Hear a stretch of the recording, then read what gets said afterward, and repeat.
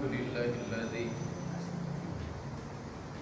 arsala rasulahu bil huda wa dinil haq lidhhirahu 'ala ad-dini kullihi wa kafa billahi shahidan.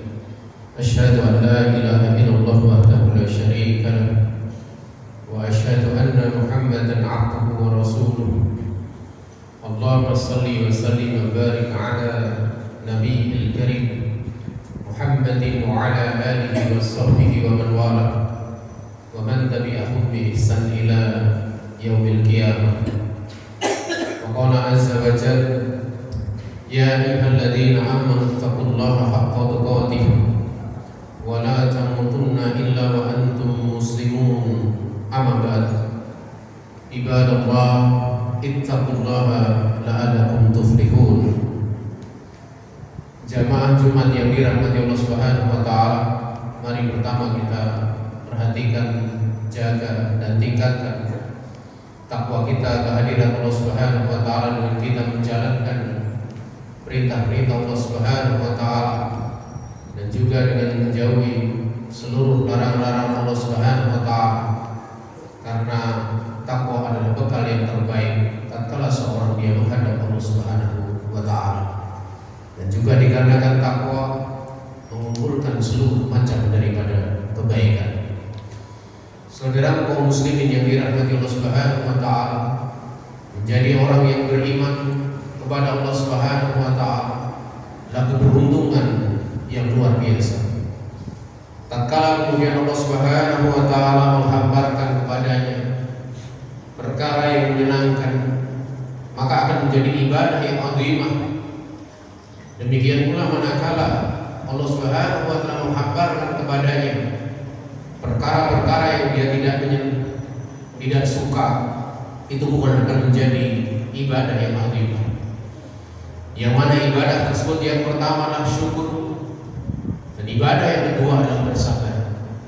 Sampai-sampai sebagian ulama menjelaskan bahwa hadad din, agama ini, setengahnya ada syukur dan setengahnya yang tersisa ada pada bersabar.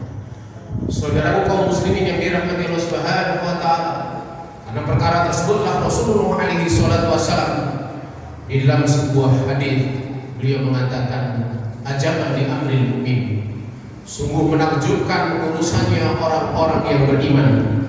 Kenapa? Inna amrahu kullahu khairun, karena sesungguhnya urusan orang-orang yang beriman ini semuanya adalah kebaikan. Bahkan Rasulullah SAW menyebutkan, walaisa dzaka li ahadin illa lil mu'min, yang seperti itu tidak akan pernah berlaku kepada seorang pun kecuali untuk orang-orang yang beriman saja. Kemudian Nabiullah Muhammad SAW memberikan penjelasan lebih terperinci.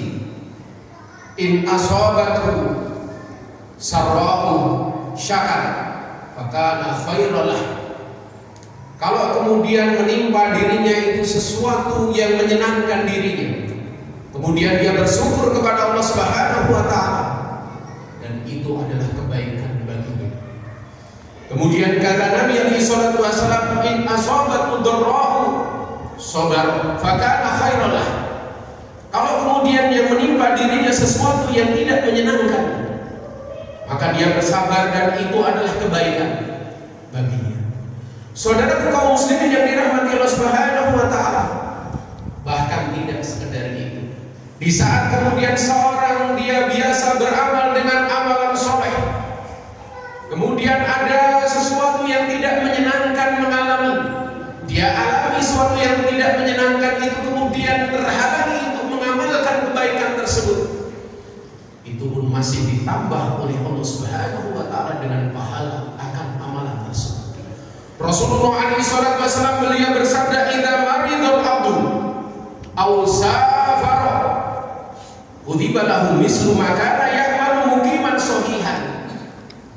Dalam sebuah hadis Rasulullah SAW beliau bersabda, apabila seorang hamba dia sakit atau dia bersafar, maka akan ditetapkan baginya semisal pahala yang biasa dia amalkan dikala dia tidak safar, demikian pula dikala dia sehat. Ini menunjukkan bahwa jamaah yang dirahmati Allah Subhanahu wa taala, kebaikan di saat dia sehat, biasa beramal, itu pun akan didapatkan manakala dia mendapatkan sakit. Oleh karena itu jamaah yang dirahmati Allah Subhanahu wa taala, hakikatnya itu sakit adalah kebaikan bagi seorang hamba. Oleh karena itu para ulama menjelaskan ada berbagai macam faedah manakala Allah Subhanahu wa taala menimpakan kepada seseorang, yaitu sakit. Karena sakit adalah salah satu dari perkara yang tidak menyenangkan. Dijelaskan oleh para ulama, yang pertama istikhraju ubudiyatil dharar, yaitu mengeluarkan bentuk penghambaan seorang hamba kepada Allah Subhanahu wa taala di saat dia mendapatkan sesuatu yang tidak menyenangkan, yaitu apa? Terhamparkan di hadapan dirinya untuk beribadah kepada Allah, yaitu bersabar dengan takdir Allah Subhanahu wa taala yang tidak menyenangkan. Bahkan di antara faedah yang lainnya, tentu kita tahu bahwa setiap Bani Adam, mereka ini bulu Bani Adam kotor. Setiap dari Bani Adam itu mereka berbuat salah. Wa khairul khati'in at-tawwabun, bahwa sebaik-baik orang yang banyak berbuat salah adalah orang yang dia bertobat kepada Allah Subhanahu wa taala. Tobat adalah salah satu penghapus daripada dosa. Namun ada pula jamaah yang dirahmati Allah Subhanahu wa taala yang menjadi sebab dosa itu dihapuskan, yaitu Allah Subhanahu wa taala menghamparkan kepadanya sesuatu yang tidak menyenangkan dirinya. Salah satunya adalah rasa sakit. Oleh karena itu jamaah yang dirahmati Allah Subhanahu wa taala, ada seorang wanita di zaman Rasulullah SAW yang mengalami penyakit ayan, datang kepada Nabi SAW. Dia minta kepada Nabi SAW untuk mendoakan kesembuhan. Maka Nabi SAW kemudian mengatakan, in syi'ti fa'allah ta'ala, kalau kamu menginginkan, aku akan berdoa kepada Allah agar supaya Allah Subhanahu wa taala menyembuhkan diri. Namun in sobarti falakil jannah, tapi kalau kemudian kamu sabar, bagimu surganya Allah Subhanahu wa taala. Maka wanita ini dengan penuh kecerdasan memilih yang kedua. Namun dia tetap minta agar Nabi SAW mendoakan. Doa apa? Agar supaya tatkala ayatnya kambuh, Allah Subhanahu wa taala menutupi Allah. Ini menunjukkan jamaah yang dirahmati Allah Subhanahu wa taala kecerdasan. Kenapa?